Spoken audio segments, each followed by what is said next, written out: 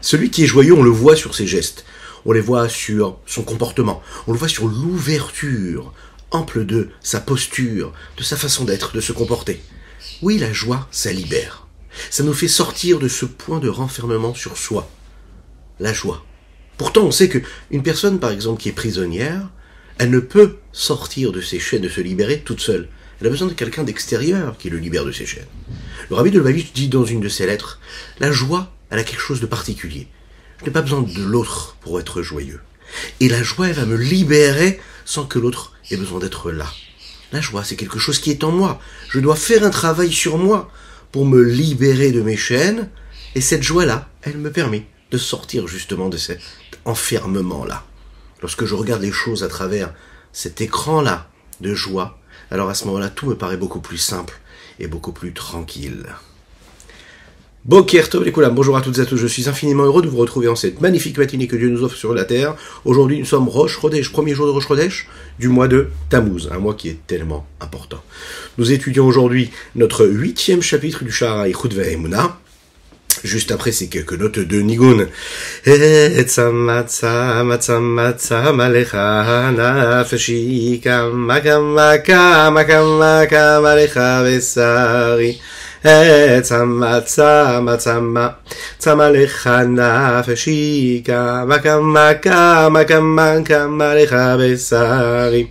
Ay, ay, tedilalai, tedilalai, dedidadam, idadadalam, ay, ay, ay, tedidadadadadam, ay, tedilalai, tedidalam, ay, tedidalalai, dedidadam, tedidalam, ay, ay, ay, tedidadadadadam.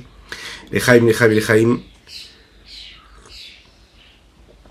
Nous étudions aujourd'hui, pour la Refouach Shelema de Avraham Nissim Ben Sultana, nous étudions Leilou Nishmat, le Rav Eliezer Nisselevitch, et enfin Leilou Nishmat Avihu Mori Reb Reuven Ben Yisera Alav Shalom.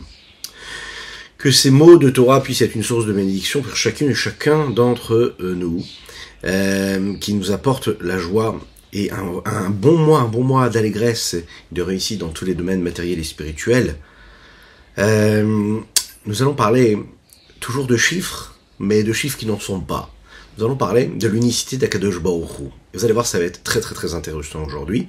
À travers ce qu'il est, à travers son unicité, on peut voir aussi que ce n'est pas juste qu'il est juste le créateur unique, mais c'est aussi qu'à travers toutes ces émotions, entre guillemets émotions, puisque elles ne sont émotions que pour l'homme en réalité, mais à travers toutes ces différentes vertus, ces traits de caractère, eh bien, dans ces traits de caractère, il y a aussi une forme d'unicité. Et ça, c'est assez extraordinaire parce que on a l'habitude, nous, de côtoyer des codes et des normes qui, elles, sont dotées, elles, justement, de distinctions, de singularités qui, souvent, se réunissent, s'assemblent pour créer quelque chose d'unique. Hein, c'est très difficile de trouver quelque chose de simple et d'unique. C'est très difficile parce qu'en fait, il n'y a que Dieu qui peut être simple et unique. Non, l'homme, l'être, tout ce qu'il crée, tout ce qui nous côtoie, tout ce que nous côtoyons physiquement, matériellement, ce que nous côtoyons à travers notre différence et nos traits de caractère différents aussi, par définition, nous sommes différents, nous rassemblons, nous assemblons les différents traits de caractère que nous avons en nous.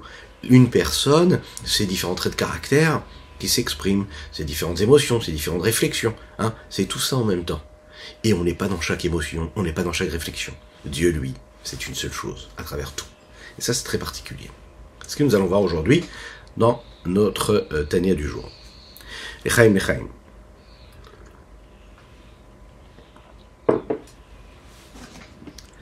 Lorsque les bénis Israël sont sortis d'Égypte, ils ont reçu la Torah. Pas tout de suite.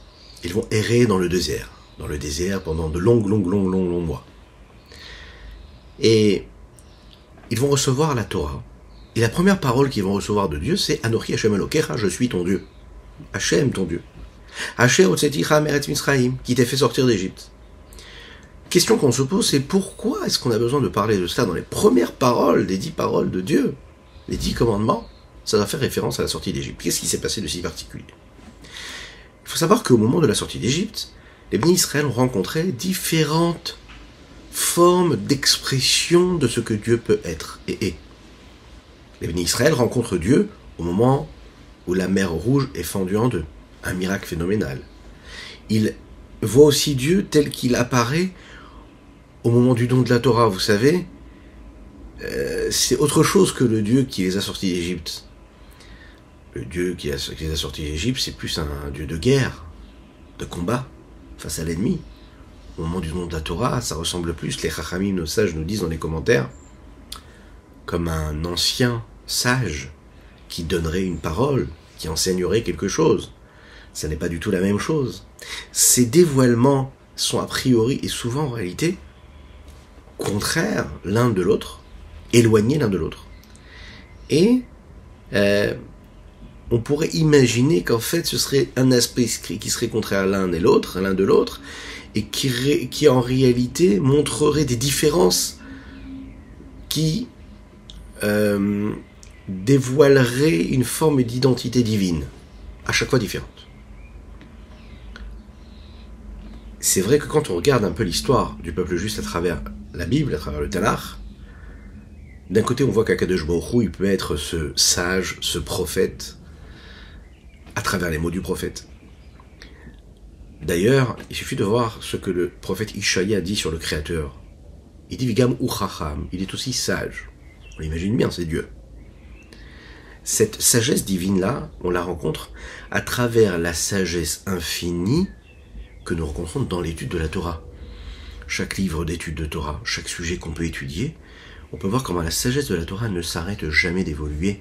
Elle grandit à travers les générations, à travers les sages. Le même sujet, on peut l'étudier à la veille, on l'étudie le lendemain matin, on l'étudie le soir. On développe encore et encore de la sagesse, des dimensions de compréhension différentes. Ça ne s'arrête jamais. Les siècles avancent et les sages évoluent. Et en fonction de chaque génération, nous avons encore une lecture qui s'ouvre à nous, qui se dévoile à nous. C'est l'infini du Saint béni soit-il qui prend corps dans cette étude de la Torah, dans cette sagesse-là infinie. D'un autre côté, on voit que Akadosh Baruch Hu se révèle non pas comme un sage, mais comme quelqu'un de miséricordieux. Nous le disons tous les jours dans la Tefila, les 13 attributs de miséricorde, Hashem, Hashem, El Rachum, Chanun, Arech, Apem, Ba'af, Chesed, Ve'emet, etc. Dieu se révèle à travers différentes vertus de miséricorde. Cette vertu-là, de miséricorde divine, on peut la voir dans le sens où, dans le fait qu'Akadosh Baruch Hu pardonne le Ham Israël, pardonne le peuple juif, à des moments précis. À travers toute l'histoire, on peut le voir. Mais d'un autre côté, on voit aussi que Dieu sait être très méticuleux. C'est être un Dieu qui venge, qui peut être en colère. C'est le Dieu qui apparaît à travers la vertu de Midatadin, cette vertu de rigueur, qui est divine aussi. Mais on peut voir qu'en réalité, il va y avoir des punitions à travers l'humanité. Dieu va se mettre en colère contre le peuple juif quand il va mal se comporter. D'un autre côté, on voit aussi que Dieu, c'est un Dieu d'action. Non pas un Dieu qui est sage, non pas un Dieu qui est, un Dieu qui est dur, dans la rigueur, même pas un Dieu qui est miséricordieux, un Dieu d'action. Comment ? Je me promène et je me rends compte comment la nature est tellement belle. Toutes ces créatures terrestres, célestes, celles de Dieu, c'est Dieu qui crée. Sa grandeur et sa définition, elle se vit, elle se perçoit à travers justement la grandeur qu'il a en tant que créateur. Il y a des hommes d'action et des hommes qui sont des hommes de vertu. Et l'homme d'action et l'homme de vertu, parfois c'est pas le même. Parfois c'est le même. Et Kadosh Baruch Hu, il nous apparaît en tant qu'homme d'action et parfois en tant qu'homme de vertu. En tant qu'être, on se comprend quand on dit en tant qu'homme, puisque Dieu, pas d'homme, bien sûr. Dans le langage, dans les mots de la Kabbalah, ces différents caractères et traits de caractère et de vertu divine sont représentés par ce que nous appelons les Esser Séphirot. On les a déjà vus et développés ensemble. Les Esser Séphirot, ce sont ces 10 forces, ces 10 outils qui permettent à Dieu de se révéler. Elles expriment ce que Dieu est, dans le sens où le Créateur qui lui est doté, comme nous avons développé ça dans le dernier, l'avant-dernier Shiur, quand nous avons parlé des différents noms d'Akadosh Baruch Hu, que ce soit à travers leurs lettres, leurs mots, les mots choisis, les lettres choisies, mais également à travers leurs valeurs numériques. On a vu toutes les combinaisons qu'on était capable de faire. Est-ce que cela pouvait exprimer ? On voit aussi que chacune de ces midotes là, des 7 midotes qui proviennent des 10 séphirot, Chesed, Gvura, Tiferet, Netzach, Od, Yesod, Malchut, exprime chacune un des noms d'Akadosh Baruch Hu. Un exemple, le nom de Kel, Aleph Lamed, lui représente le Chesed, la bonté. Le nom de Elohim, on le sait, c'est la Midat Hadin. Le nom de Yud Ke Vav Ke, c'est la vertu de Rachamim, de miséricorde. Etc., etc. pour les autres séphirotes. Chaque sphira donc a un trait caractère particulier. Il crée et il constitue un monde en lui-même. Il suffit de voir en réalité, chez nous les hommes, quand on parle de différentes façons des êtres, on va dire voilà quelqu'un de plutôt intellectuel, quelqu'un qui est plutôt un homme d'action, quelqu'un qui est sage, intellectuel. Il est capable à chaque fois de bien mesurer les situations, il réfléchit, il regarde et il interprète ce qui se passe à travers une analyse intellectuelle. Et il y a celui qui est plus dans la bonté, dans la miséricorde, dans l'empathie. Il va chercher toujours à donner, il va chercher à aider. Il va pas analyser, se dire est-ce que cette personne mérite que je l'aide ou pas. Il n'intellectualise pas. Il y a un fait, il y a quelque chose qui se présente à lui, il va faire ce qu'il faut faire. Il fait ce qu'il faut faire, il va être là, présent. Il y a celui qui va être plus du côté de Midat Hadin, et lui qui va être rigoureux. Non, est-ce que je dois lui donner ou pas? Non, il mérite pas. Sans réfléchir, tout de suite je me bloque. Midat Hadin, la vertu de rigueur. Attention, c'est pas négatif la Midat Hadin. Ça peut être celle aussi, cette vertu-là de justice, par exemple, de recherche, de justice. Voilà. Il met les choses bien dans le cadre. Vous avez celui qui a, par exemple, la possibilité d'avoir différentes vertus en lui, mais qui a une vertu qui est dominante chez lui. Ça veut dire qu'il sait être rigoureux, il sait être aussi intellectuel, réfléchir, sage, mais voilà, il y a une présence de la bonté et de la miséricorde qui est exacerbée, qui est un peu plus forte que toutes les autres vertus. Et donc sa nature, ça va être toujours de réagir de cette façon-là.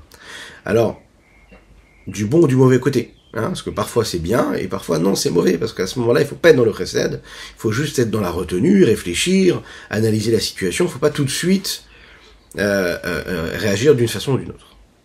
Lechaim.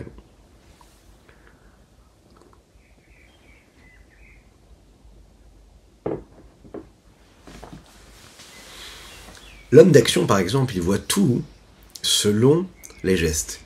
Il a des mains d'or. Tout ce qu'il fait, tout ce qu'il entreprend, tout ce qu'il perçoit, ce doit être matérialisé. Donc en fait, il va mettre en route tout un système en lui qui lui permettra d'agir, de faire ce qu'il a à faire.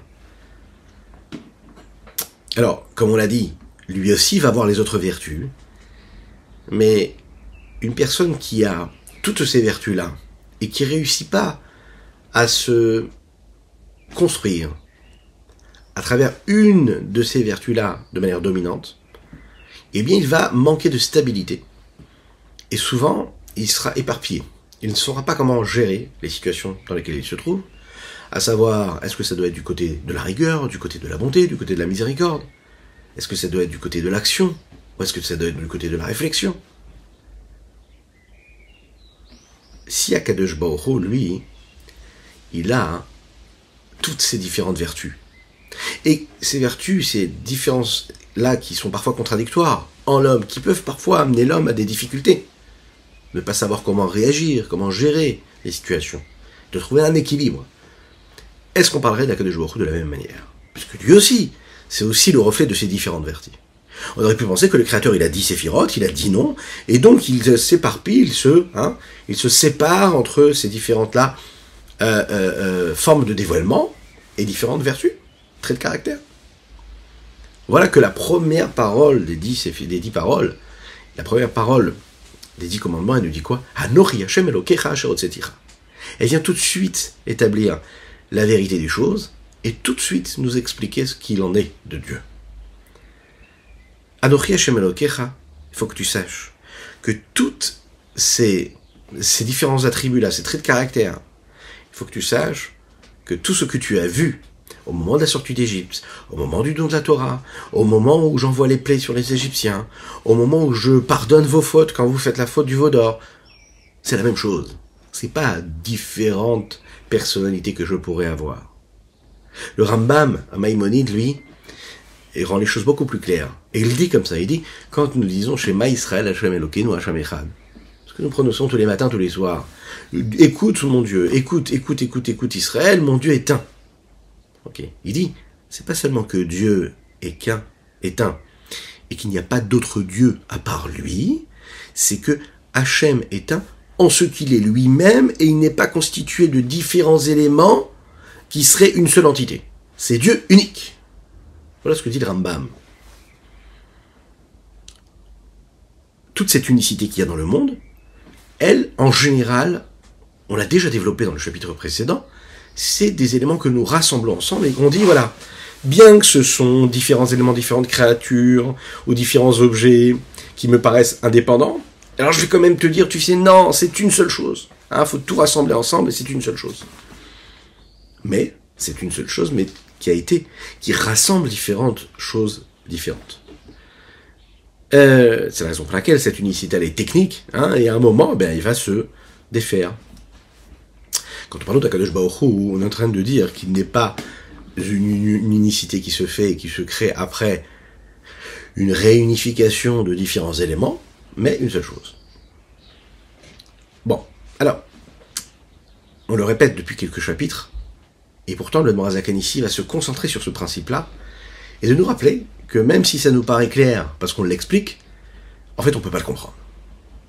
Parce que par définition, ça sort de nos capacités de compréhension, puisque nos capacités de compréhension dépendent de certaines limites.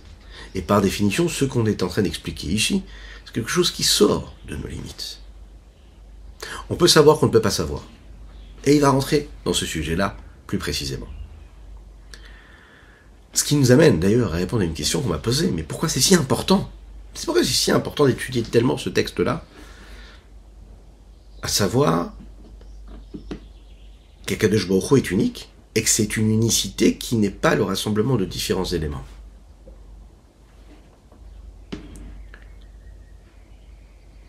Est-ce que dans ma vie de tous les jours, ça change quelque chose? Je peux même accomplir la Torah et les mitzvot et de ne pas être impacté par le fait que je sache qu'Akadosh Baruch Hu est unique. Je peux avoir la Emouna en Dieu et mettre de côté ce principe-là d'unicité. Je crois en Dieu. Donc, j'accomplis la Torah et les mitzvot, donc je fais ma tefila, je mange kasher, je fais tout ce qu'il faut, je vais respecter toutes les lois. Parce que moi j'accepte, j'ai la foi en Dieu. En quoi ça va me changer mon existence de savoir et de penser le matin et le soir quand je fais le Shema Israël par exemple, de rappeler que Dieu il est unique, et attention, ça n'est pas une unicité qui rassemble différents éléments, mais c'est une unité simple. Juste lui, il est simplement lui. Unique, peu importe ce qu'il est, peu importe ce qu'il a créé, il est unique. Qu'est-ce que ça m'apporte? Dans ma vie de tous les jours, alors il y a différentes raisons à ça, et différentes réponses. Shema Israël Hashem Elokeinu Echad, c'est une mitzvah en fait. Le fait de se rappeler que Dieu est unique, c'est une mitzvah. Donc si je veux accomplir la Torah et les mitzvot, je suis obligé de penser à cela, et de prendre conscience de l'unicité de Dieu. Maintenant, pour faire cette mitzvah comme il faut que je le comprenne. Alors qu'est-ce que je fais? J'étudie le Tanya. J'étudie la Chassidoute qui va me permettre de comprendre ce qui est développé dans les livres de la Kabbalah, qui me permet de comprendre qu'est-ce que c'est l'unicité de Dieu. Donc c'est une mitzvah en réalité. Ça n'est pas juste une suggestion d'accompagnement d'étudier la Chassidoute aujourd'hui, en 2022. Tafshin, Bebet. C'est une mitzvah pour comprendre, parce que Dieu nous a donné ces outils-là pour comprendre qu'est-ce que c'est l'unicité de Dieu. Il y a quelques siècles, ils n'avaient pas la Chassidoute. Alors, ils n'avaient pas l'outil qui leur permettait de comprendre cette dimension-là de présence de Dieu à travers son unicité. Aujourd'hui, nous avons les outils, Baruch Hashem, qui nous permettent de comprendre bien cette mitzvah, de l'accomplir. Echaim, Echaim.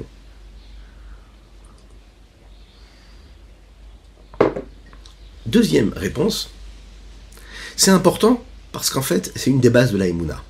On a parlé de ces 13 fondements, 13 bases de la Emouna, de la foi, qui sont décrites par Maïmonide. Et qu'est-ce qu'il dit, le Maïmonide? Il dit qu'en fait, de la même manière que chaque bâtiment, chaque construction est doté de bases, de fondements, de fondations, et que s'il manque une des fondations, il manque un élément dans toutes ces fondations-là, et bien le bâtiment ne peut pas tenir. Mais il faut savoir que quand nous parlons d'Emouna, nous parlons de Yesodot, nous parlons de fondations. C'est pas juste des notions intellectuelles ou des notions philosophiques sur lesquelles on pourrait s'arrêter et réfléchir et se poser des questions. Pas du tout. La vie d'un juif, elle est gérée et elle doit être basée est tenu, posé sur des fondements, des fondations. C'est encore plus que des fondements, hein, s'il y a une différence étymologique du terme. Mais la fondation, c'est ce qui permet en fait de créer des piliers qui vont porter l'immeuble. Eh bien, un juif ne peut jamais remettre en question ces notions-là de réflexion. Bien sûr qu'on doit réfléchir, on doit approfondir l'idée, mais c'est un fondement de Emouna. C'est une fondation sur laquelle tu peux tenir en tant que juif. Dès l'instant où ces notions-là, tu les remets en question, où tu te penses capable de pouvoir donner ton avis à toi, sans te soumettre à l'avis de grands sages, de grands tzadikim à travers l'histoire, c'est que quelque part, tu vas manquer d'une béquille pour pouvoir tenir et te faire tenir tout ce que tu es, ta vie de juif sur terre, ici-bas. Donc, comme le judaïsme est basé sur ces fondations-là, et dans ces fondations, il y a la Emouna, et dans ces principes d'Emouna, il y a le fait de savoir que Dieu il est unique, tu dois penser, tu dois le savoir, tu dois approfondir cette idée, et tu dois y croire, et ça fait partie de tes fondations. Ce qui nous amène aussi également à une autre réponse aussi à cette question-là. Le fait d'approfondir ce sujet-là, et j'en suis certain, n'hésitez pas à m'envoyer vos témoignages. Oui, quand on étudie ces sujets-là, on retrouve une forme de sérénité, de tranquillité dans notre vie. Dans notre vie de tous les jours, dans notre vie, allez, on peut le dire égoïste.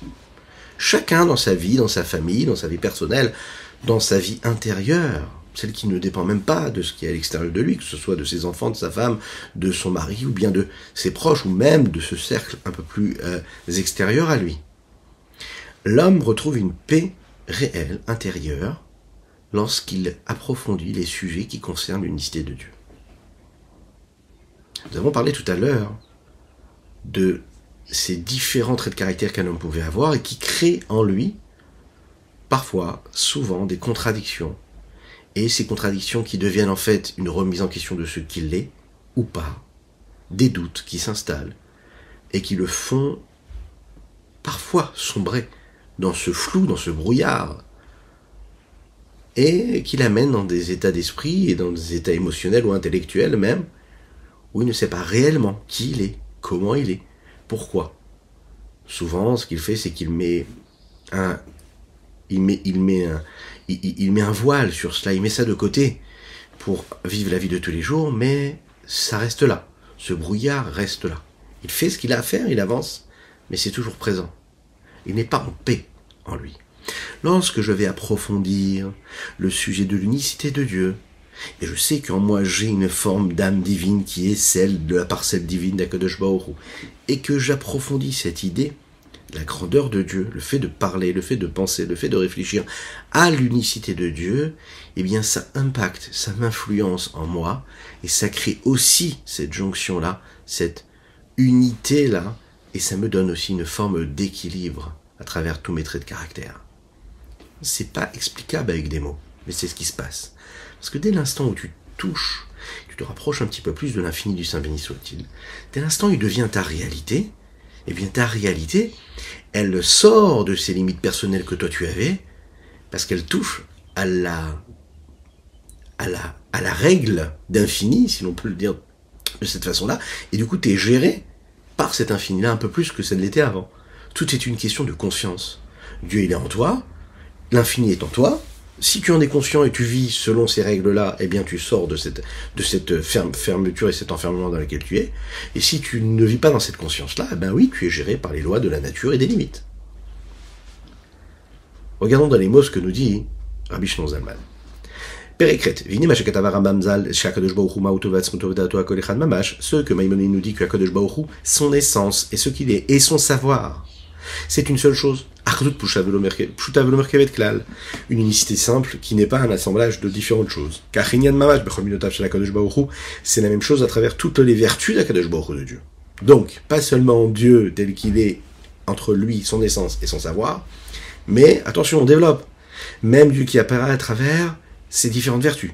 Mais pas seulement différentes vertus, même Dieu qui apparaît à travers ses différents noms, qui pourraient nous laisser penser qu'il y a différentes façons d'apparaître à travers ces noms. Eh ben non. Il y a peut-être une différence de nom, mais ça ne veut pas dire qu'il se sépare et qu'il n'est plus dans cette unicité-là.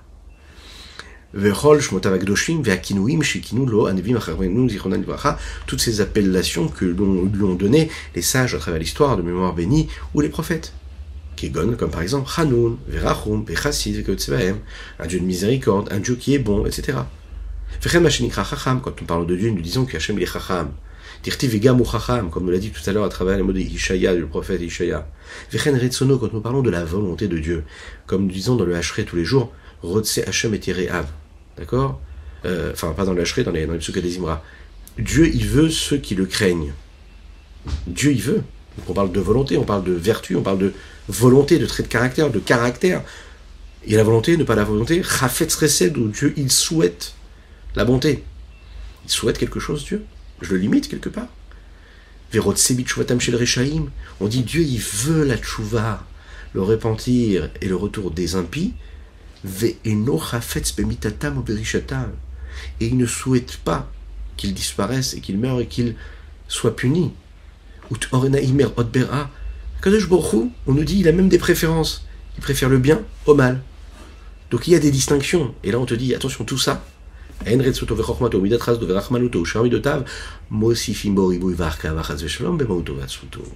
volonté, sa sagesse et toutes ces différentes vertus, sa miséricorde, sa bonté, toutes ces vertus, ne rajoutant rien quelque chose de plus à ce qu'il est. Il est ce qu'il est, c'est l'essence à l'état pur. Et là,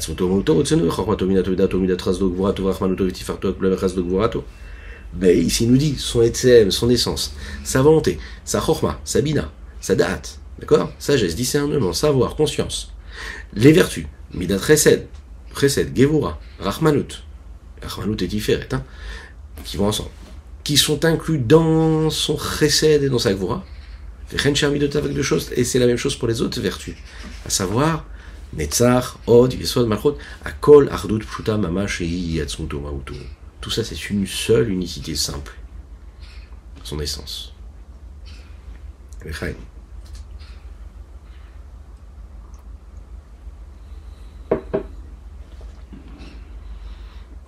Pour bien comprendre comment les 10 séphirotes différentes peuvent être en réalité une seule chose, il faut changer de lunettes. Voilà. C'est-à-dire qu'en réalité, chacun et chacune d'entre nous, nous avons des lunettes. Et on regarde les choses selon des règles. Des règles qui nous ont été inculquées, qui nous ont été ancrées en nous depuis notre naissance, sans savoir réellement pourquoi. Inconsciemment, on nous a comme ça fait grandir et éduquer selon des repères. Et on va regarder en réalité le monde et la réalité des choses de cette façon-là. Quand on regarde les choses d'une certaine façon, on interprète la réalité en fonction de ces lunettes-là que nous avons. Ça peut être la personnalité, ça peut être notre trait de caractère, ça peut être l'éducation que nous avons reçue, ça peut être la culture dans laquelle nous avons vécu, ça peut être un environnement social, ça peut être l'exemple des personnes qui sont en face de nous, ça peut être des habitudes qui se sont ancrées en nous, des besoins. Par exemple, on a tous une interprétation différente de ce qu'est le mot réussite. On a tous une façon différente d'interpréter ce qu'est une défaite. Tous une autre interprétation concernant ce qui est grand, ce qui est petit. Des repères différents sur ce qu'est la paix, la sérénité et ce qu'est la dispute, en fonction de ce que nous avons vécu dans notre enfance et en grandissant. On a tous une autre interprétation à donner de ce qui est un bon repas et ce qu'en est un mauvais. On a tous une autre interprétation à donner à ce que ce sont par exemple de belles vacances ou de vacances moins belles. Chacun en fonction de ce qu'il a vécu. Le problème commence quand l'homme pense que ses lunettes et sa façon de voir, ce sont des lunettes qui sont uniques et qu'il n'y a personne d'autre qui a droit d'avoir des façons de voir différentes de celles que lui il a. Qu'est-ce qui se passe? Il regarde les autres en fonction de ce que lui il pense être bien.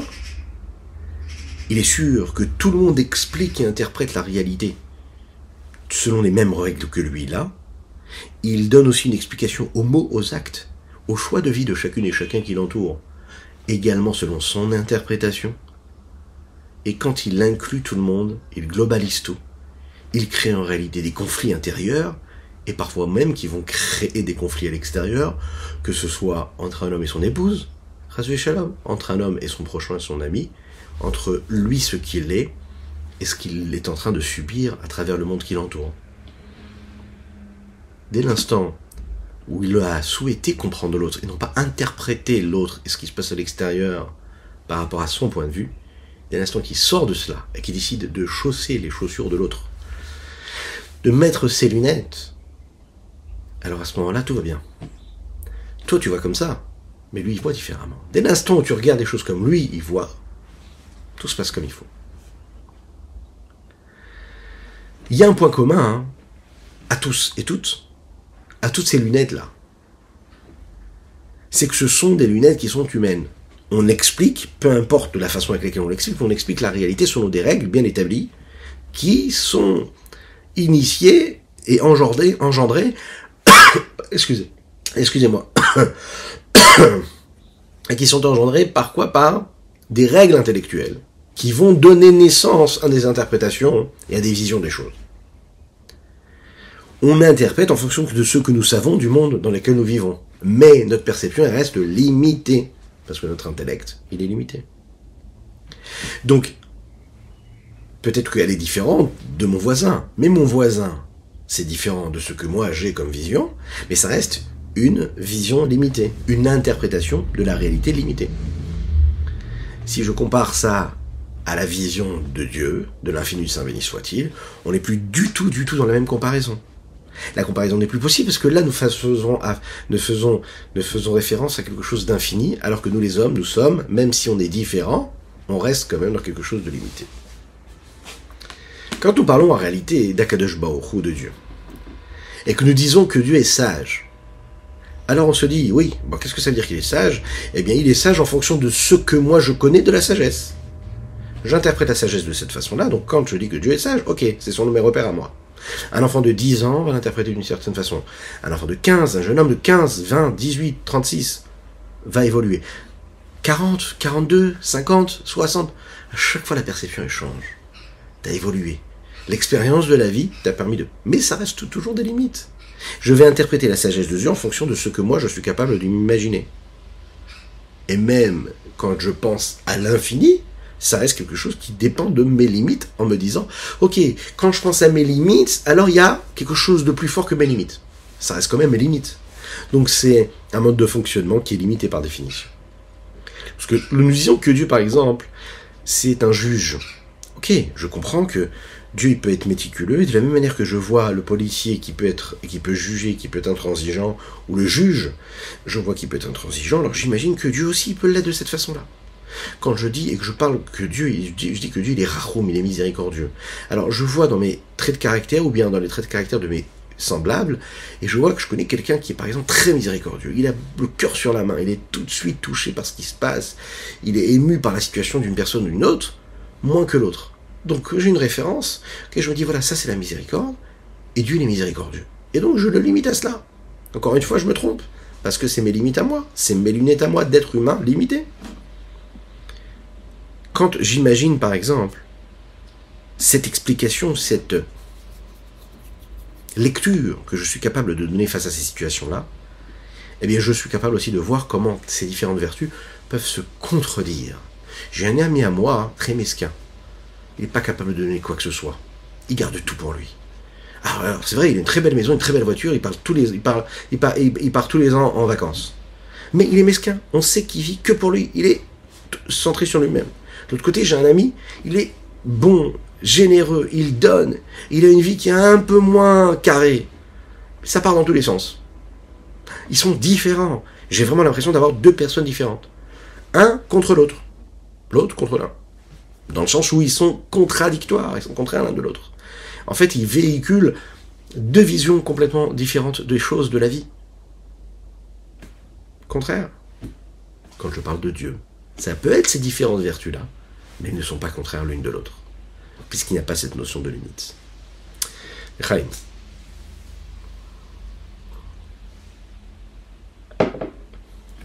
La seule façon que je vais avoir, et qui me permettra de voir chez Akadosh Baruch Hu, chez Dieu, cette unicité-là, et donc non plus ces différences-là, c'est parce que je vais retirer les lunettes. Je les retire. Mais la différence, c'est que si moi je retire les lunettes là, je ne vois plus rien au texte. Donc je vais remettre les lunettes. Mais, dans la vie de tous les jours, si je veux voir l'unicité de Dieu, je dois retirer mes lunettes personnelles et limiter et prendre celles de Dieu. Et ça, c'est différent. Akadosh Baruch Hu est différent de nous. Nous parlons de Dieu, là. Il est séparé de nous. C'est pas nous. La description unique qu'on peut donner au Créateur, c'est Akadosh Baruch Hu. Qu'est-ce que ça veut dire Akadosh Baruch Hu? Akadosh, vous savez, ça veut dire celui qui est saint. Quand on pense au Kadosh, on pense tout de suite à quoi? Eh bien, Shabbat Kodesh, le jour du Shabbat. Le jour du Shabbat, c'est un jour qui est saint. Qu'est-ce que ça veut dire la sainteté? On a développé ensemble ces notions-là qui concernent ce qui est séparé. En général, ce qui est séparé est saint. Kadosh Mouvdal, ça va ensemble. Akadosh Baruch Hu est séparé et différent de nous. Et donc, tout ce qu'on est capable de lui donner comme louange, et même si ce sont des mots qui correspondent aux mots qu'on aurait donnés à un être, ça n'aura jamais les mêmes conséquences et ça ne décrira jamais la même chose.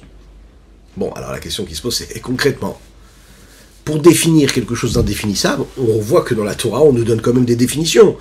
On veut parler de la miséricorde de Dieu, on dit que Dieu il est Rahman, il est miséricordieux.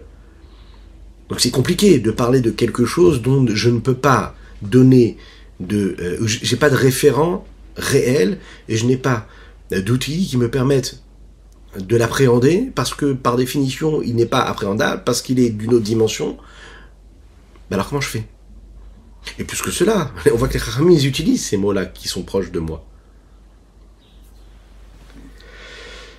Alors, on voit que la halakha nous dit qu'on ne peut pas donner en réalité de louange à Akadosh Baruch Hu.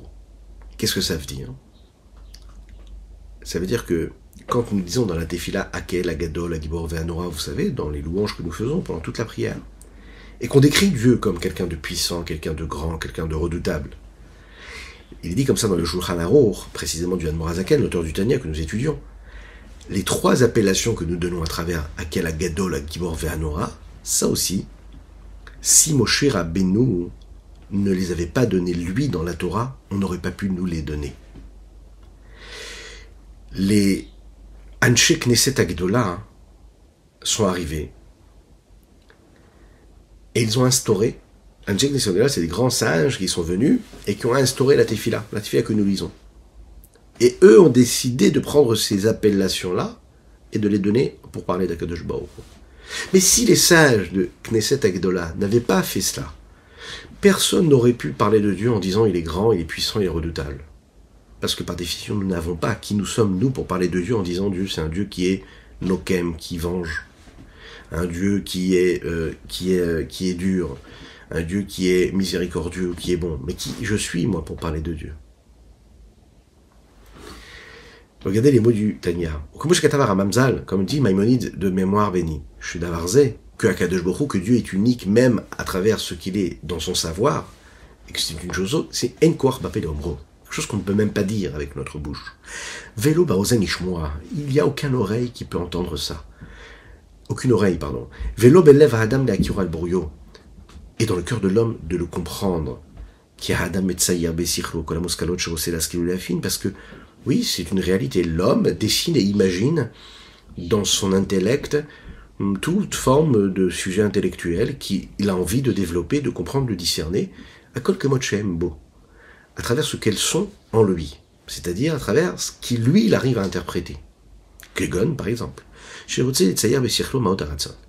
envie d'imaginer, de visualiser ce que peut être la notion de l'essence de la volonté. Il veut imaginer intellectuellement ce que veut dire l'essence de la chorma. La sagesse. Qu'est-ce que c'est la sagesse? À quoi peut ressembler au bina, au darat, le discernement, le savoir, la conscience? À quoi cela peut ressembler? Au maout midat reset varachamim kayutsebaen. Ou bien imaginer ce à quoi peut ressembler l'essence même de la vertu de bonté et la vertu de miséricorde, ou ce qui peut y ressembler. Ou metsayer kulan kemotchen bo. Il va les décrire et les comprendre à travers ce qu'elles sont, à travers ce qu'elles expriment en lui, lorsqu'il se sent sage, lorsqu'il se sent miséricordieux, lorsqu'il se sent quelqu'un de bon ou de rigoureux. Aval bemet akadosh baruch hu bénisse avec Kadosh Shemo, on sait que Dieu, lui, véritablement, il est élevé, il est au-dessus de tout cela, il est saint. Hakadosh, Baruch Hu, Kelomarshu, Kadosh Muvdal Ribavavot. Dieu est séparé à des milliers et des millions, à des nketz, vetachrit, madrigot, avdalot, d'infini, de niveaux de séparation. Les malam, malam, berer, fesugumin, bien plus élevés que toute valeur, toute espèce, toute sorte qu'on serait capable de donner, quoi, la tige barot, de louange, de glorification, vers un malat, de valeur qu'on pourrait lui octroyer, et que les créatures pourraient s'imaginer dans leur intellect lorsqu'ils y penseraient.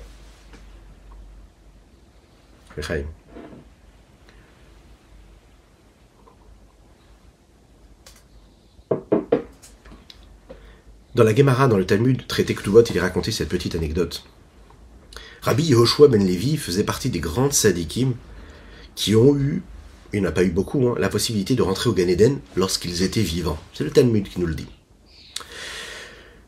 Et la Gemara, Psachim, elle, nous raconte ce qui s'est passé avec son fils, le Rav Yosef. Il est tombé malade, que Dieu nous en préserve, et il s'est retrouvé dans le monde de la vérité. Et il monte là-bas, et de manière miraculeuse, il a aussi eu la possibilité de revenir à la vie. Son père, Rabbi Yehoshua ben Levi, lui dit, mais tu es monté là-haut et tu es redescendu en bas. Ok, raconte-nous, qu'est-ce que tu as vu là-bas? Le fils a répondu, il a dit, Olam Mafour Raiti, j'ai vu un monde inversé. Elionim, les Mata, Vetartonim, les Maala.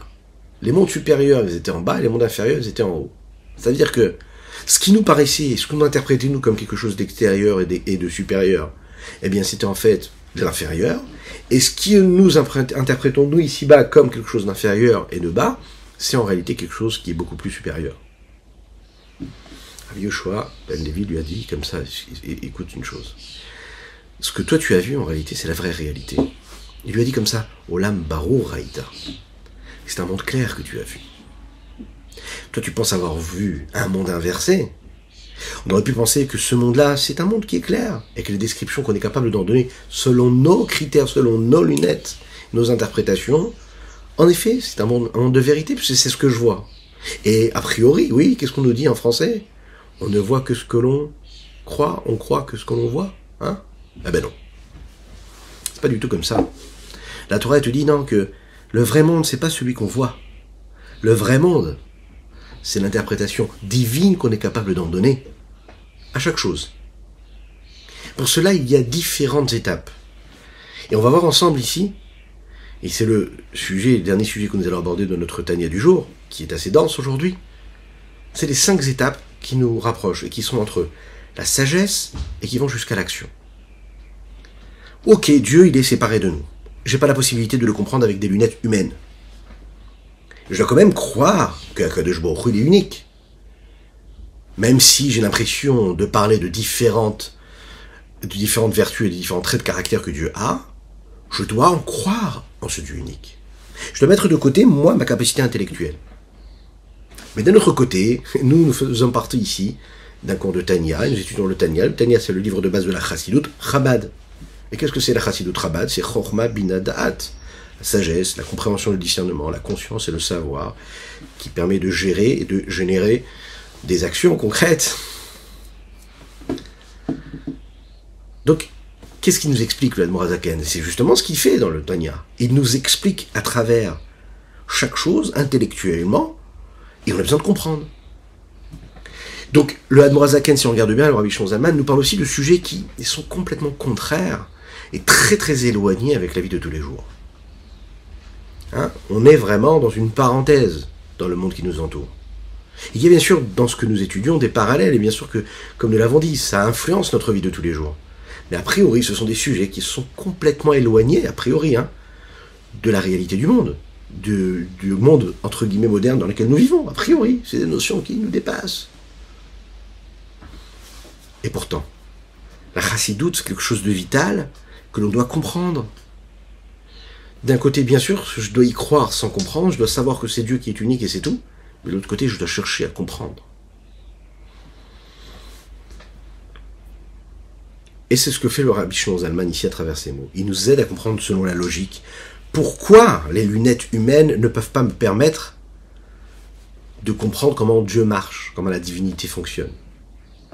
C'est la raison pour laquelle il va nous présenter cet éventail-là, ce choix multiple que nous avons Et ce sept qui est en fait toutes les qualités humaines qu'un homme il peut avoir.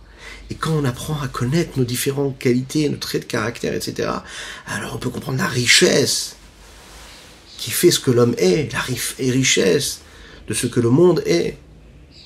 Et là, quand je comprends ça, je peux peut-être me rapprocher de la richesse de ce que Dieu est, puisque c'est le créateur de toute cette richesse-là, de toutes ces distinctions que je côtoie.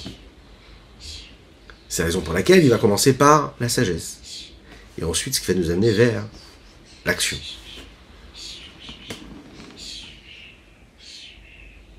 On va prendre une situation dans laquelle on peut se trouver nous-mêmes. Une femme qui propose à son mari quelque chose. Il répond automatiquement « non, ça va pas être possible ». Oui, c'est logique. Il a toutes les raisons de dire non, il commence par dire non. Bien sûr, la femme, elle est touchée. Elle le montre pas. Mais, dans son fort intérieur, elle est touchée. À tel point que parfois, elle ne demande même plus, et elle ne propose même plus, parce qu'elle est habituée à essuyer des refus, malheureusement. Que Dieu nous en préserve de cela. Elle est brisée de cela. Et elle ressent quelque chose de totalement négatif. Dans le mari qui est en face, il est dans sa vie de tous les jours, il est dans ses soucis de parnassa, il est dans les soucis qu'il a dans l'éducation de ses enfants, etc. Il n'est pas dans le monde féminin, et les repères, et les valeurs, et les attentes, et les distinctions, et les réactions que la femme peut avoir. Parce que oui, la femme, c'est une femme, et l'homme, c'est l'homme, et c'est deux mondes différents. Donc lui, il n'est pas dans cette analyse. Il répond comment? En fonction de ce que lui, il est. On lui a posé une question, il répond, non, c'est pas possible. Ok. Pourquoi est-ce que la femme est touchée par cela? Par la réponse négative de l'homme. C'est parce que cette situation-là, elle montre bien la différence. Et le fait que le mari ne réussit pas à créer cette osmose et cette harmonie à travers l'empathie qu'il est censé avoir pour son épouse, d'être à son écoute à elle, pas à son écoute à lui, à son interprétation de ce qu'elle est en train de demander. En effet, ce qu'elle demande, ce qu'elle propose, c'est quelque chose qui sort complètement de l'ordre des priorités qu'il y a dans ta vie de tous les jours, de ton foyer. Mais elle a des codes différents de toi. Toi, quand tu dis non, tu ne prends pas du tout en considération son mode de fonctionnement à elle. La situation, elle aurait pu être inverse. C'est-à-dire que le mari propose quelque chose à l'épouse, ou bien quand un enfant demande quelque chose à ses parents et que les parents n'ont même pas la possibilité, la patience de les regarder, de les écouter. On ne va même pas parler de ce que le téléphone et les portables nous bloquent et nous imposent d'inattention. Il n'y a pas longtemps, j'ai entendu ce témoignage-là. Il y avait un homme qui racontait comme ça, qui était avec son fils. Et ils avaient un vrai problème de contact entre le père et le fils. Et donc le Rav a proposé et a dit au fils, voilà, peut-être que tu devrais, d'après ce qu'on me dit, tu es beaucoup sur ton téléphone, peut-être que tu devrais mettre de côté ton téléphone. Et là le fils a répondu, il a dit, moi j'ai pas de problème à mettre de côté mon téléphone, je suis prêt à le mettre de côté. Mais par contre ce que je demanderais, c'est que mon père le mette aussi de côté.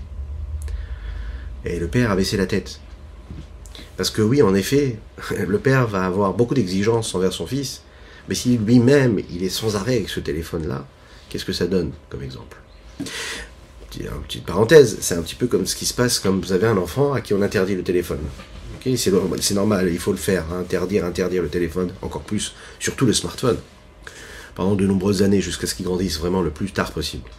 C'est un autre sujet. Mais si un enfant, hein, il entend son père, pour qui c'est même pas une question qu'il ait un smartphone, mais il voit que son père, du matin au soir, il est avec son téléphone. Avant de dormir, il est avec son téléphone. Et il voit que sa mère aussi est avec le téléphone. Elle est au téléphone dès qu'elle peut être avec le téléphone. Mais elle refuse que l'enfant touche le téléphone. Et que le mari refuse que les enfants touchent le téléphone.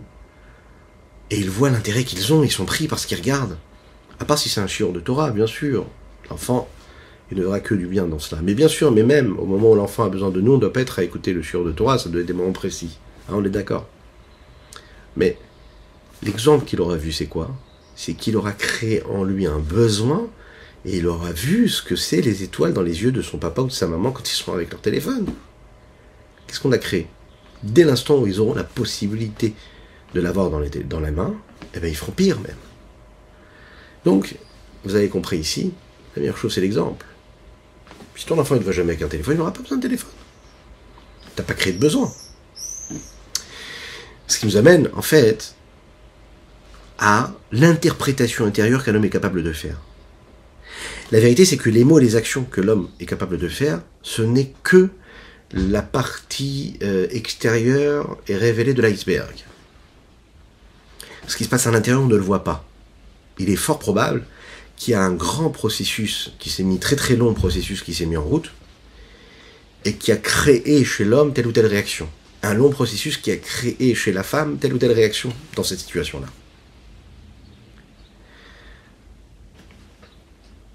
Parfois, quand une épouse va faire une proposition à son mari, va lui demander quelque chose, un choix de vie, quelque chose, ça peut être quelque chose de très simple comme quelque chose de plus compliqué, qui a plus de conséquences.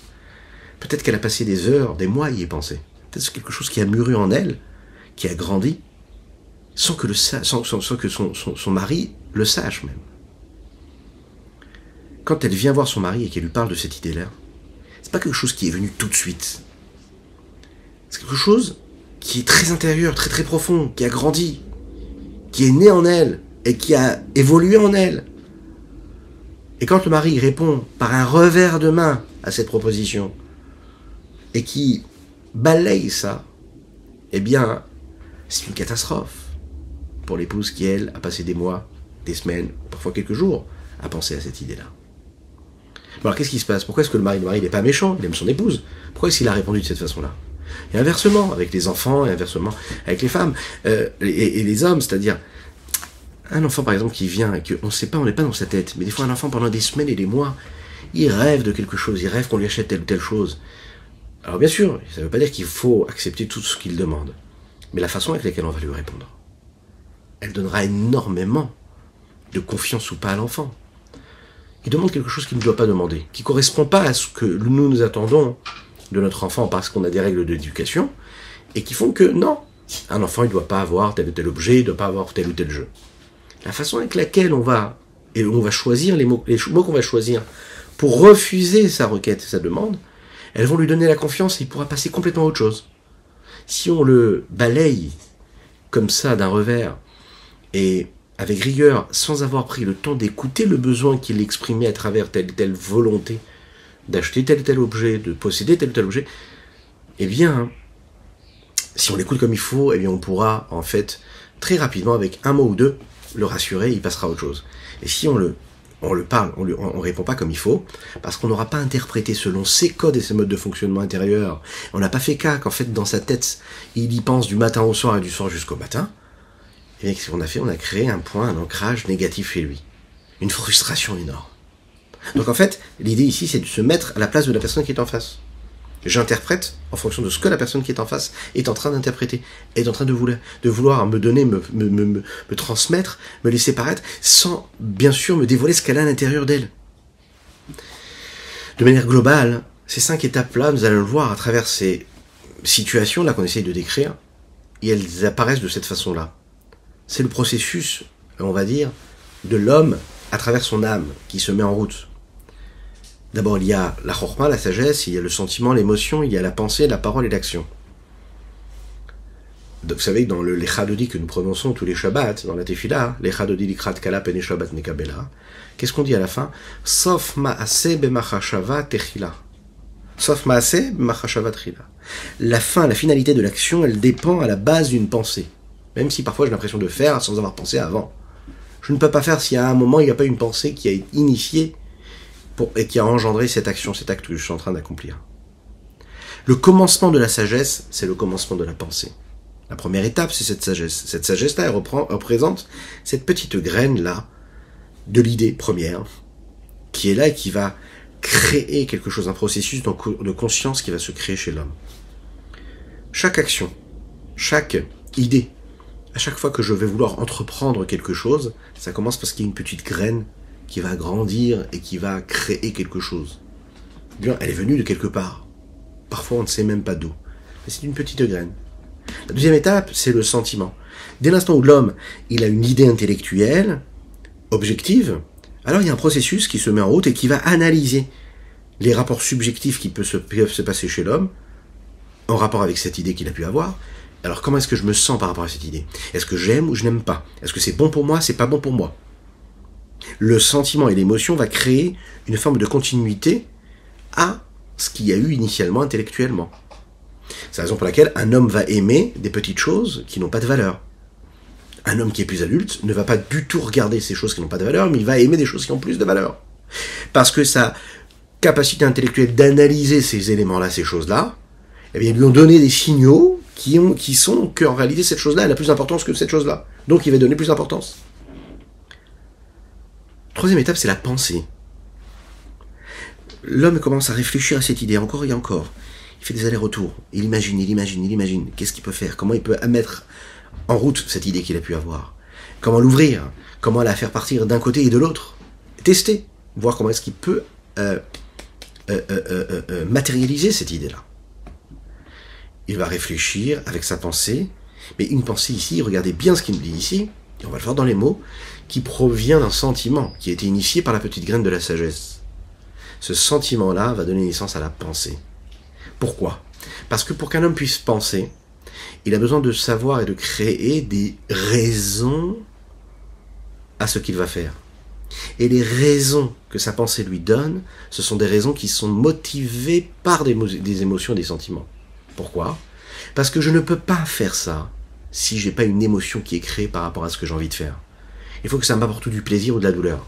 Il faut que ça m'apporte du bon ou du mal. Il faut que ça m'apporte quelque chose.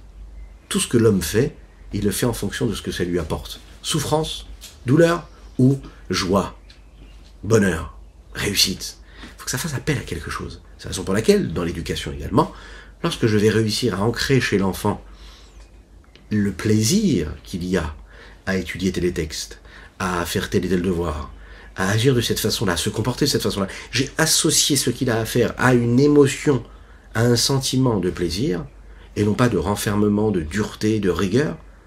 Eh bien, qu'est-ce qui s'est passé? J'ai créé chez lui un ancrage qui fera que, quand il verra le livre, il sera génial, je vais vivre une belle expérience. Ça apporte de l'émotion. Une émotion positive. Si j'ancre en lui quelque chose de négatif, eh bien, quand il verra le livre, il se dira, ah non, pour moi ça fait appel à quelque chose de négatif. C'est la raison pour laquelle c'est tellement difficile de réussir à cela, mais il faut le faire. C'est la meilleure des façons de réussir. Et maintenant, dans tout ce que nous faisons dans la vie, la pratique de la Torah, de la religion, il peut y avoir des hommes, des êtres, des jeunes filles, des femmes, des enfants qui ont vécu toute leur vie dans un foyer qui est très religieux, pratiquant, etc. Et malheureusement, quand ils grandissent, il y a un moment ou un autre, ils vont retirer toutes ces contraintes-là que Dieu nous en préserve. Et parfois ça arrive, et ça fait partie du processus, et il ne faut pas s'en inquiéter, parce que un jour ou l'autre, ils reviennent dans la bonne route. Mais qu'est-ce qui s'est passé à ce moment-là? Parce qu'en fait, ils associaient les contraintes, entre guillemets, de la Torah et des mitzvot à des émotions qui étaient négatives. Des mauvaises expériences, émotionnelles, sensorielles, vraiment à tous les niveaux de l'être. Si ça fait appel à des choses négatives, ça ne m'intéresse pas. Et dès l'instant où je peux trouver, entre guillemets, de l'oxygène, eh bien, je vais mettre de côté tout cela, chas v'shalom. Mais ça peut être compréhensible. Hein. C'est la raison pour laquelle on doit, parfois, on fait un travail, où on fait un travail où on reconstruit tout cela. On va reconstruire les liens, les rapports. Comment ça va avec ça? Comment telle émotion, je peux la mettre dans telle ou telle chose? Je transforme les émotions, je change les émotions. Ce qui était une émotion négative devient une émotion positive. Ce qui était une émotion de souffrance, qui révélait de la souffrance, va devenir une notion de plaisir et créer quelque chose. Maintenant, encore une fois, il n'y a que la pensée qui peut faire ça. Mais la pensée qui va toucher l'émotion, qui, elle, a été engendrée, cette émotion et ce sentiment, par la petite graine de la sagesse. Donc on va recréer le processus inverse, quelque part. Chaim. C'est ce qui va mener, par exemple, la parole. Puisque la parole la parole, elle ne peut être que là que parce qu'il y a une pensée. Donc ça va donner naissance à la parole. Et la parole, on va la rentrer ici dans le 5e niveau, qui est l'action.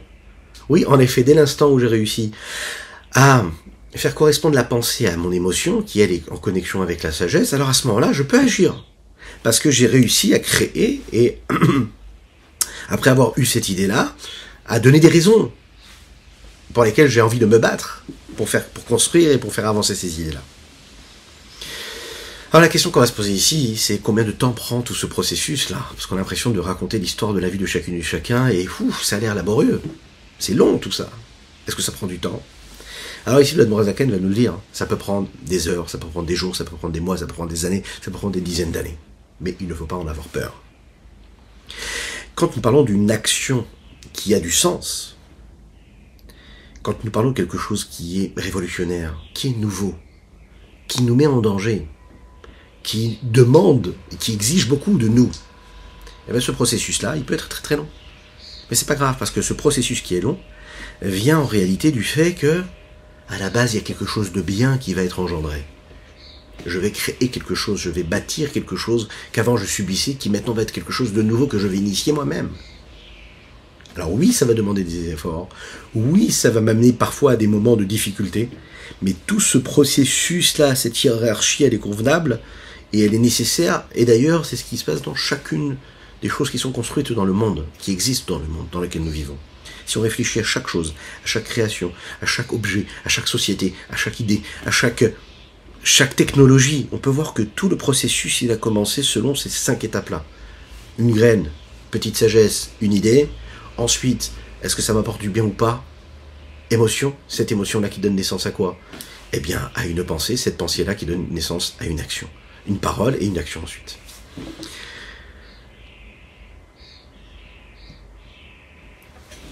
Cette action-là, hein, quand je vais la voir à une vue, je vais l'interpréter selon ce que je vois et par définition. L'objet, par exemple, c'est le plus simple comme exemple, c'est la technologie. Je vois la technologie, je prends l'objet tel que je le vois, il me paraît tout à fait simple. On me demande de le payer très cher, je paye très très cher parce que je vais faire comme tout le monde et je vais acheter le même objet. Mais est-ce que je vois tout ce qui a été créé avant? Non, je m'imagine même pas. Expliquer à un enfant qu'aujourd'hui, en une fraction de seconde, il y a des dizaines de vidéos qui peuvent apparaître sur son téléphone portable et expliquer qu'il n'y a même pas 20 ans, il y avait à peine Internet, on devait attendre une demi-heure ou 50 minutes pour avoir une image qui apparaissait avec des petits grains comme ça, une petite photo que l'on avait pu prendre, c'est incompréhensible. Parce que tout est prêt, tout est fait. Lorsque je vois ce que je vois de manière extérieure, je vois pas ce qu'il y a dans la profondeur, dans ce qu'il y a qui a initié tout ce projet-là. Eh bien, on va retourner un petit peu à notre sujet, on va parler de Dieu. Dieu, c'est pareil. Il est dit comme ça, Bereshit bara Elokim. Bereshit, au commencement, Dieu créa. Il est dit aussi dans le Targum de Yonatan ben Uziel, dans cette traduction-là, Bereshit bechormata, au commencement, avec la chorma. Qui dit commencement, dit sagesse. Ça va ensemble. La première étape, la plus élevée de tous, c'est la sagesse. Dieu, quand il crée avec la sagesse. C'est ça, Réchit. Réchit, chorma. Le commencement, c'est la sagesse. Maintenant, ce qu'il y a de plus bas chez l'homme, c'est l'action. C'est le plus concret, mais c'est ce qu'il y a le plus bas. Olam Afour Raïti, vous vous en souvenez, nous avons dit cette histoire-là. Rav Yosef, qu'est-ce qu'il lui répond son père? Rabbi Yoshua ben Levi lui dit, non, c'est pas un monde inversé. C'est justement le bon ordre. C'est le monde dans lequel on vit, c'est un monde qui est inversé. On pense que l'action, c'est réellement, en réalité, le plus essentiel. Mais en réalité, l'action, c'est a priori ce qui est le plus bas. Mais en même temps, ce qui est le plus concret.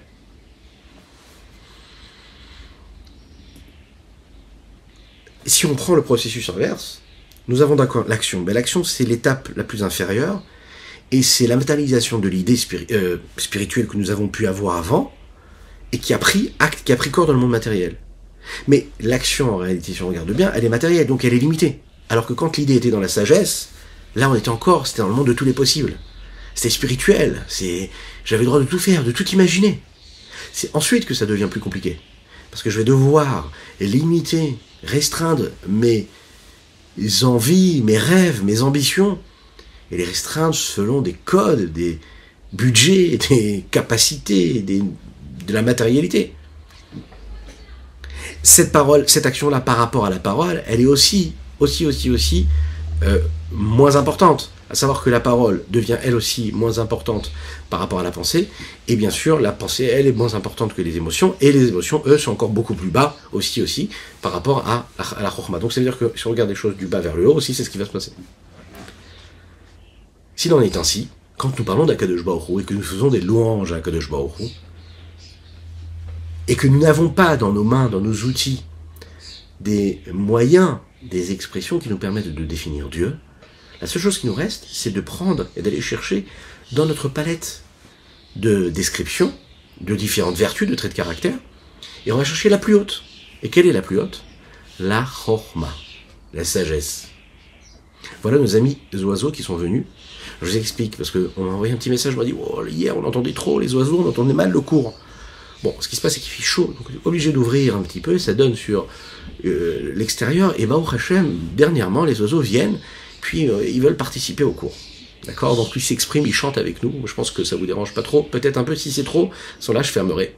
Il fera un petit peu plus chaud, mais on pourra se concentrer plus. En tout cas, j'espère que vous pouvez entendre et comprendre comme il faut.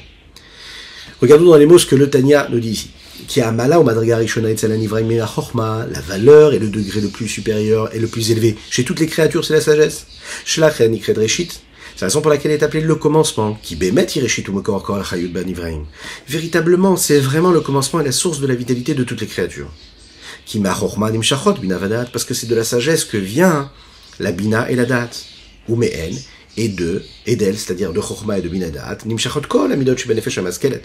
Là peuvent provenir toutes les autres vertus, les traits de caractère qu'il y a dans l'âme intellectuelle, comme par exemple Ahava, Vachesed, Varachamim, Kavisebaen, Ganire Bechush, comme on le voit clairement, Shakatanish Bodaat ou Bekas Tamid Verzari.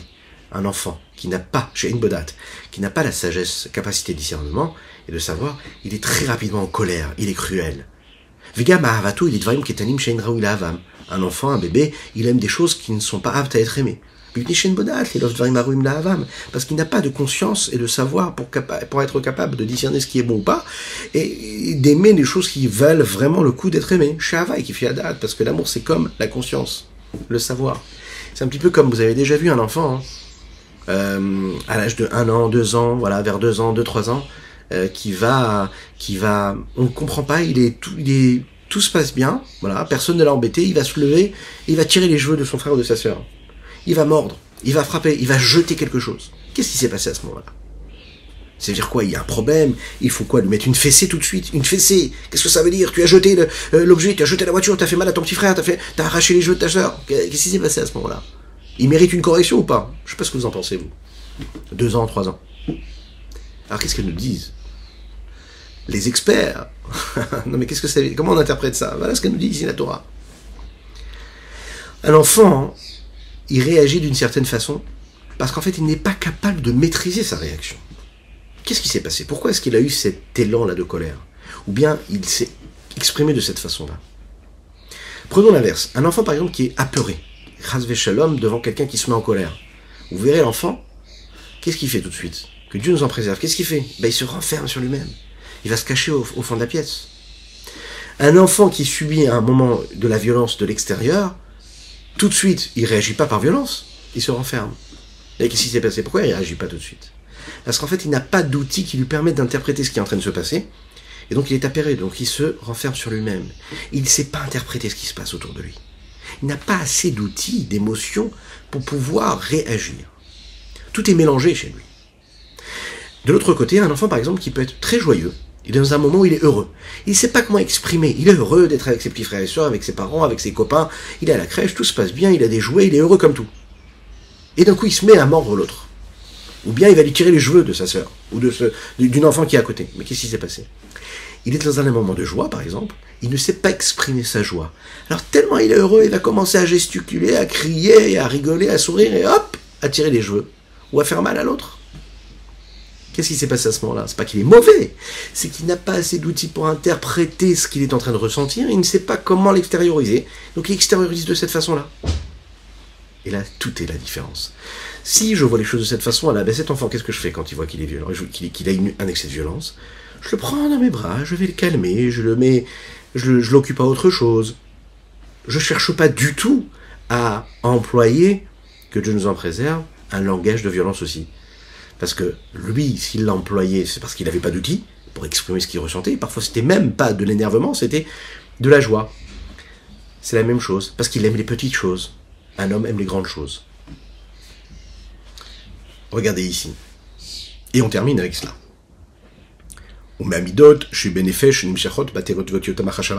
Des vertus, des traits caractéristiques qu'il peut y avoir dans l'âme. Elles se créent donc les lettres et les paroles de la pensée. Je suis en effet, je m'ai lui d'avoir choisi parce que l'âme, elle va se mettre en mouvement. Donc elle va considérer, elle va penser à ces choses-là, elle va mettre des lettres et des mots sur ces émotions que je viens de ressentir. ou bien elle va se demander, allez, qu'est-ce que je peux faire pour agir de la meilleure des manières, pour être bon ou pour être miséricordieux. C'est la même chose pour toutes les autres vertus. Mais dans toute pensée peut y avoir dans le monde, mais le Béchet Baïzomida, il y aura toujours une forme de vertu, de sentiment de l'âme qui vient et qui intervient. Amevia l'Archov Machavazo, qui va être le moteur de cette pensée-là, qui va initier ce qui est en train d'exister.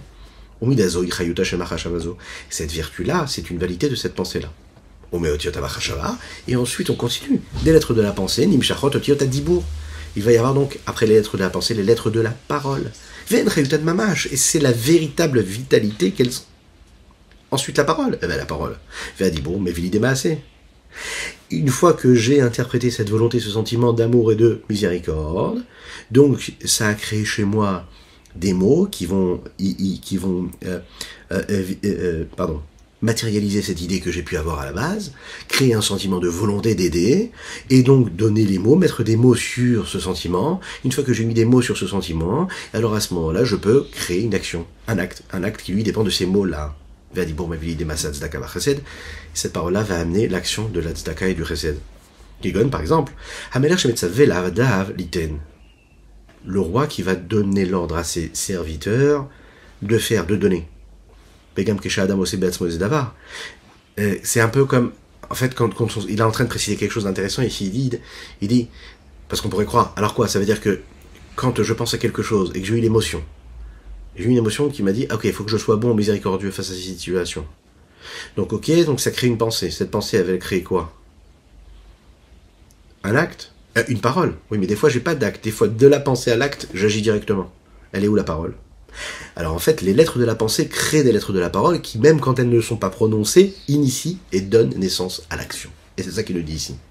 Quand je fais quelque chose de par moi-même sans que quelqu'un d'autre me le demande, ou sans que j'ai besoin de le matérialiser à travers les mots, je le fais. Je le fais parce que c'est cette vitalité qui est en moi qui est en train de passer de la pensée à l'action. Cette force, cette énergie-là de l'âme et cette vitalité qui s'habite dans cette action que je suis en train d'accomplir, ou qui a imamash il est considéré comme néant par rapport à la force de l'âme et la vitalité qui pourrait s'habiller dans la parole de l'homme. Et c'est une distance aussi grande qui pourrait y avoir entre de la différence qu'il y a entre le corps et l'âme. Si je veux comparer les lettres de la parole par rapport aux lettres de la pensée, et là encore une fois il fait le trajet inverse, le niveau de comparaison qu'on pourrait avoir entre les lettres de la pensée et l'essence de la vertu qui s'est habillée dans les lettres de la pensée, c'est-à-dire l'émotion là de bonté ou de grâce ou de miséricorde que j'ai pu avoir avant.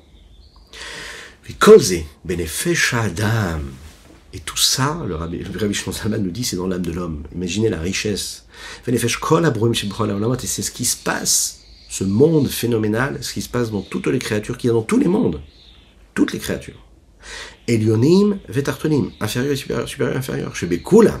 Parce que dans tous ces mondes-là, Achorma hi reshit ou mekor achayut. La sagesse, c'est le commencement et la source de toute vitalité. On conclut, un petit peu plus long aujourd'hui, ce cours, mais qui est très important. Il faut savoir retirer les bonnes lunettes. Même si nous en avons des bonnes, il faut les mettre de côté, mettre les lunettes de Dieu.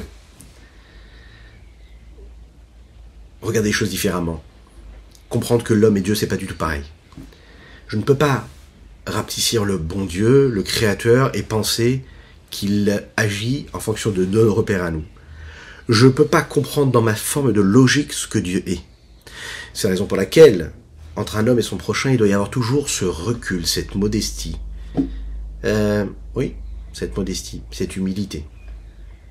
Altadin et traverechat shetagialim komo. Je juge pas mon prochain avant d'avoir été dans la même situation que lui. En fait, je n'ai pas les mêmes lunettes que lui, je ne suis pas dans la même situation. Donc je ne peux pas le juger. Je ne peux pas vivre ce qu'il est en train de vivre, donc je ne peux pas le juger. Alors comment je fais ? Alors 3 petits conseils, on va conclure avec ça. La première chose, l'humilité, la modestie. Pas arriver avec une pensée orgueilleuse et prétentieuse et de dire que, oui, la réalité c'est ce que moi je conçois et le monde doit être régi selon ma réalité, ma façon de voir. Il faut savoir que j'interprète personnellement quelque chose, mais ça ne veut pas dire qu'il ne peut pas y avoir d'autres interprétations. Deuxième conseil qu'on nous donne ici, c'est, les Chachamim nous disent, Evu metunim barin, il faut être patient quand on donne un jugement. L'explication et l'interprétation immédiate qu'un homme est capable de faire face à d'autres, face à des situations, elle est souvent biaisée parce qu'elle vient de sa propre interprétation, propre lecture. Il faut tout de suite se dire, non, stop, j'attends un petit peu. Je fais traverser les 5 étapes. Ce qui s'est passé, je l'amène à ma sagesse. Je réfléchis, j'analyse. Je suis capable de voir dans quelle situation il est l'autre. Qui il est. Est-ce que c'est mon épouse ou est-ce que c'est quelqu'un d'extérieur qui est en train de me parler? Qu'est-ce qu'elle veut me dire? C'est mon mari qui me parle. Qu'est-ce qu'il est en train de me demander à ce moment-là? Qu'est-ce qu'il veut transmettre? C'est mon enfant qui me parle. Je me mets dans sa tête. Je réponds pas à ce que moi j'ai envie de répondre. Je réponds ce que lui, il doit entendre pour que cela puisse faire écho en lui. Waouh, ça demande de l'humilité, de la modestie. Ça demande beaucoup de patience. Ça demande du temps. Ça demande de l'énergie. Et troisième chose, comme il dit ici, c'est bien sûr cette concentration qu'on est capable d'avoir. Pour se mettre à la place de l'autre, il faut apprendre à l'écouter. Pas à entendre ce que nous on a envie d'entendre, mais à écouter ce que lui, il a besoin de nous dire. Que Dieu fasse qu'on puisse toujours se comporter de cette façon-là, et là on pourra vivre dans l'unicité de Dieu à travers les différentes facettes de l'humanité. J'espère que le prochain cours se fera Bezrat Hashem avec le venu de Mashiach, Beth Amikdash, Yerushalayim, Beth Amikdash reconstruit. Je vous souhaite un excellent Chodesh Tov Umevorach, mois de Tammuz, un bon mois, que ce soit un bon renouvellement, qu'on n'ait que des brachot, un mois qui nous annonce des bonnes nouvelles, une délivrance matérielle et spirituelle, et bien sûr, la venue de Mashiach, puisque c'est l'essentiel, c'est la raison pour laquelle nous sommes là. Que Dieu vous bénisse. À bientôt.